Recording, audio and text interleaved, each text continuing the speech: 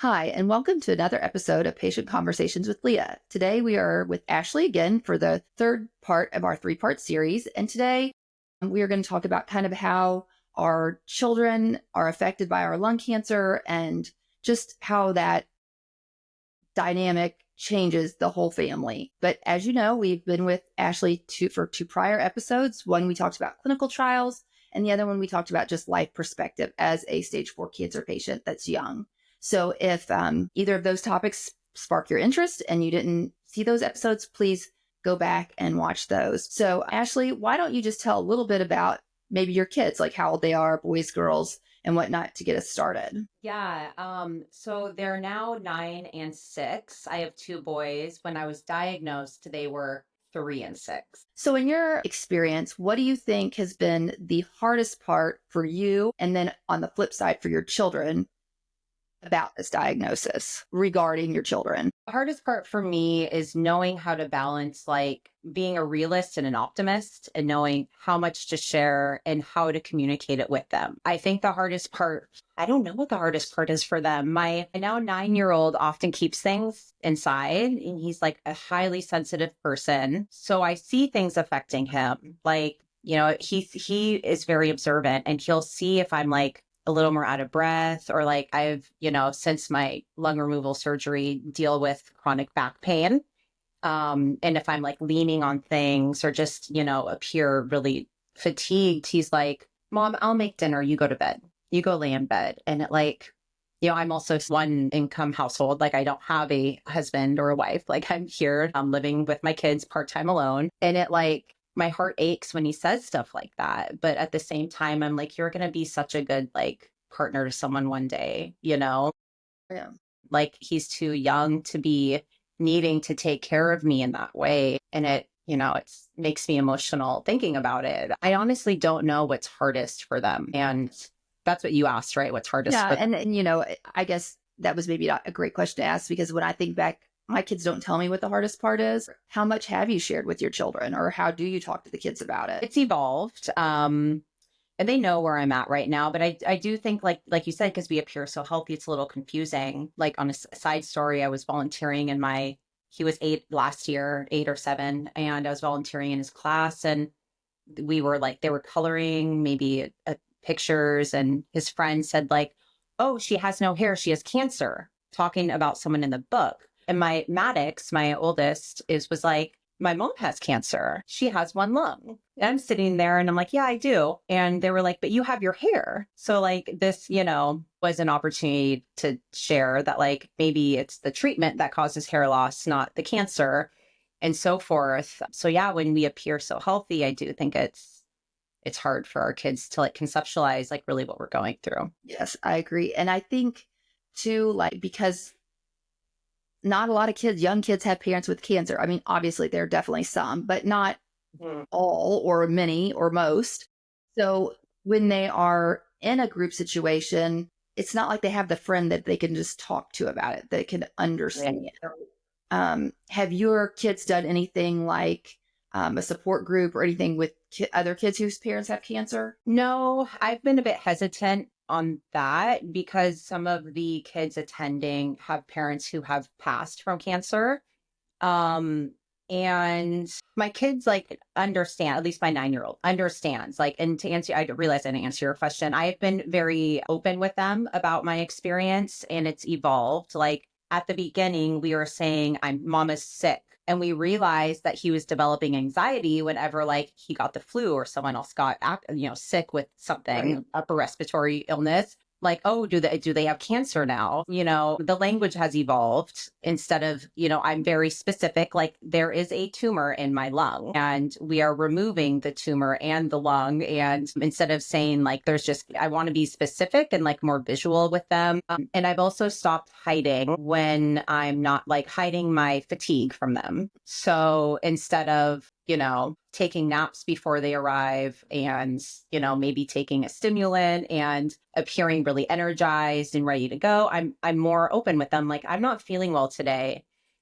we call it medicine when I was going through immunotherapy. I had medicine 2 days ago and I'm really tired and I'm, just going to sit down. We're going to have a calmer evening. So I'm a little more upfront with how I'm feeling and I'm not hiding things from them like I used to like shelter them from it, because I think they do need to see that. If we're not feeling well, they need to see that. Yeah. It's like that fine line. Like you don't want to cause worry, but you don't want to blindside either. Like, and my kids now that they've gotten older have verbalized that to me. Cause even when they were younger, they weren't really saying we want to know everything or we want to know more. I worried about that too a lot. Like, because there is a lot of really sad things that happen out there and you don't want your kids worrying. And, I don't know if you've heard of Camp Kesem or not. They are amazing. And my kids started going when my husband was first diagnosed with cancer and have continued to go. Anna Grace, this will be her last year. And then next year she can be a counselor. But the first year they went, Stockton was 7 when they went, and he's my youngest. And they came home and told me it was more fun than Disney World. I was like, well, great. We spent all that money on Disney World. We could have just gone to camp. But they do a really phenomenal job of not highlighting the gloom and doom of cancer. It's really just about being fun and kids and doing old-fashioned camp things and silly songs, but being bonded. That's what they focus on, is we share a commonality, not that we are, this person's dad passed away, this person's mom is alive.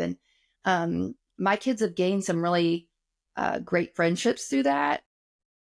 And yours might be a little young, that may, I'm not saying you should do it, but I do think that they've also learned a lot of compassion and empathy. And they have people they can talk to about it that get it. And my kids will say, when you go to camp, we can leave the cancer at home because everybody there knows what it's like. And if somebody's having a bad day because they're worried about their mom, it's okay because we worry about our mom. And I'm like, that's a really great thing to have, And it's local, right? Like, I'm pretty sure we signed up for it. And then my son decided he didn't want to go last minute. I think it was camp. I don't know what other camp it would be, but they're local. They do I shouldn't say they're local, but like in Kentucky, we have one chapter at University of Kentucky, which is like an hour away from here. But I mean, in California, I think there's a lot. They're all ran through universities. It's the college kids that are extensively trained. And these are phenomenal college kids. These are kids that are wanting to be therapists and teachers and nurses and doctors, social workers, and a lot of them have experience with cancer themselves, whether it be a parent, an aunt or an uncle, a sibling. But my kids look forward to going back every year. Wow. I think something to be considered. Maybe not right now, not the time, but and it's free. That's the other thing that I love about it. It's free to all the campers and the families. So no one is being said, oh, now, okay, you've accepted, but it's $500 for the week. And they offer a lot of support throughout the year too. I really appreciate that insight because I haven't had a conversation about Camp Kesem. I've just been informed about it. And I think Pickles is a good organization. I think it's called, for information. And that's my fear is them going to a Camp Kesem and seeing death all around them and then coming home thinking I'm going to die, because obviously we're all going to die at one point. But, we've had the cancer conversation with them, but I've never said I'm more likely to die because I'm stage 4 or my prognosis is pretty poor statistically. I don't have those conversations with them. Oftentimes people reach out and they're like, how do I talk to my kids? And I'm like, I'm not an expert. This is what works for me. I feel like that conversation around death and dying will come when I am actually dying. And hopefully I have enough time at that point to communicate to them what's going on. If I don't, I would much rather them have gone through the time with me, not worried I'm going to die, and building memories and not living with that anxiety around me dying, because I'm sure they already feel it a little bit, and maybe they're not acknowledging or aware of it. But I would rather have them most positive experiences with me that don't revolve around death and dying. And, my experience, my journey has just been a little bit longer, and my kids are a little bit older now too. And it definitely has changed, what we tell them and what we share. And I think, we're building empathetic, really great, Passionate. Yeah. passionate, strong Mm. kids.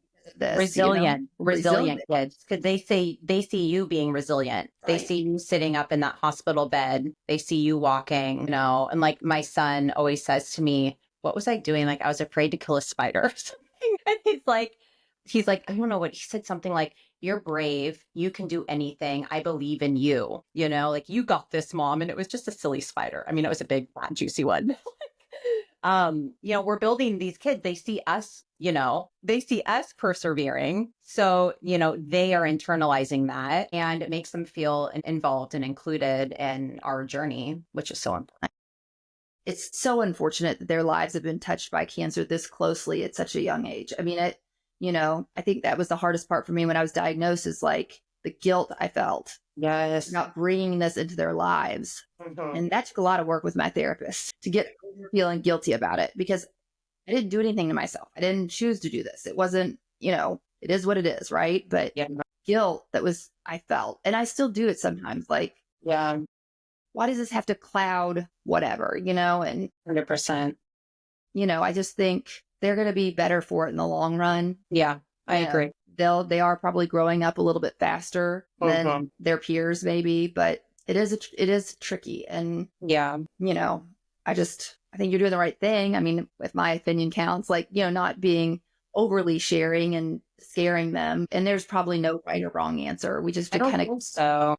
I think we have to do what feels right for ourselves, and we know our children better than anyone. And what works for one family may not work for another family, and it's hard regardless. You tell them one thing, you tell them another. It's not easy. I think also like Camp Kesem, now I'm aware of it, like, and having them, resourced into therapists and support groups, and having a sense of normalcy is something that I was first diagnosed, I thought that I had to sort of stop everything in their life and just like go on vacations and do fun things and do all the things as fast, like frantically as I can. Yeah, YOLO. Like my therapist is like, Ashley, if you were dying right now, you had 1 week to live or whatever, like, what would you do with your children? And I'm like, I don't know. I think I'd still like send them to school. Like, maybe not 1 week, but like I would want them to have a routine. I'd want them to have a sense of normalcy. And he's like, then why are you like worried about this at this point? Like, I think it's just, just the fact that we really want our kids to have a normal life. And this is sprinkled in, and this is just part of their life. This is their normal life. Like, I think they internalize, like you said, they internalize a lot, just like we do. And sometimes I know that I'm guilty of thinking, oh, they don't really know what's going on. They're not aware, but they know more than they let on. They do. So it is a tough place to be in. But I think the way we figure out how to talk to them, or what activities to send them to, or is by talking to other people that are in the same situation. And not that what I've done is exactly what you're going to do or want to do, but it just gives you something to maybe think about or go off on. Yeah.